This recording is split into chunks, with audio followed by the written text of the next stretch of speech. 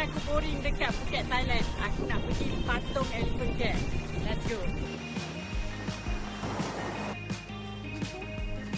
Dah sampai. Untuk experience kali ni, entry masuk dia 1000 baht dalam RM122. Siap dapat sevidia tau. Comel gila. Before masuk tu, make sure ikutlah peraturan yang ada. Untuk safety, benda ni quite standard dekat Thailand. Jangan main-main bila nak bagi gajah tu makan. Jangan suka-suka nak bawa gajah tu jalan tanpa caretaker dia. Sentiasa aware kaki dengan bum dia. Jangan sesekali duduk bawah dia. Always stay on their side. Alah, aku dah selalu sangat pergi sanctuary gajah ni. Save video ni so korang educate enough and tahu how to behave around gajah. Patung Elephant Camp ni antara favourite aku dekat Phuket.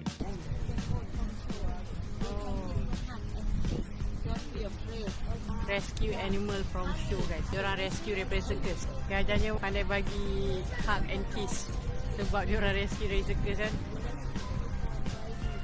Paling tua umur 40, rescue daripada riding. Welcome to Patong Elephant Camp.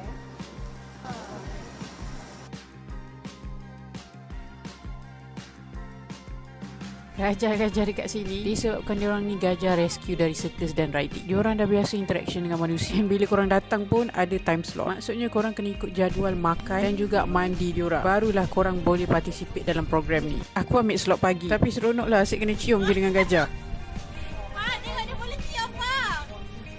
Literally kau datang untuk tolong bagi makan gajah. Diorang sediakan tembikai, timun, pisang, daun pisang. To me, it's a wonderful experience. I get to be this close to them and do whatever I can to support. Patung Elephant Camp ni is family ride. Dekat sini total ada 5 ekor gajah.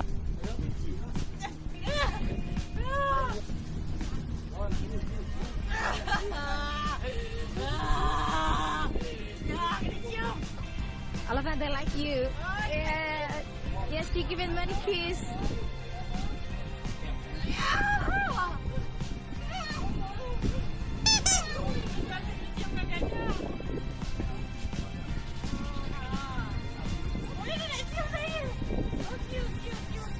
Baby. Yang ni baby gajah paling muda dekat sini. Comel kan? Yang ni antara yang paling tua kat sini. Syahara, korang nak tengok gajah tu tua ke tak? Korang tengok bintik-bintik kat hidung dia tu. Lagi banyak, lagi tua.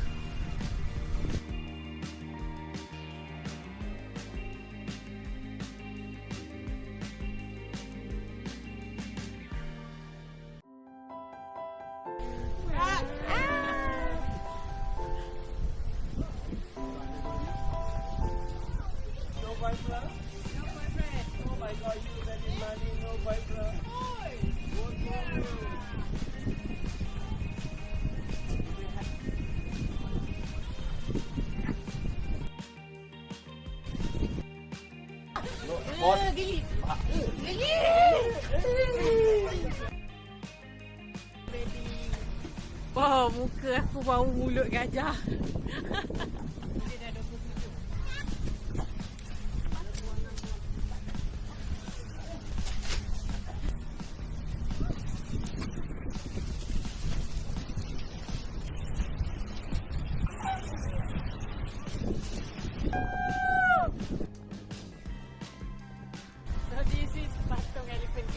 So kalau korang datang ke camp, antara salah satu tempat yang korang kena visit juga. Memang best. Bye bye.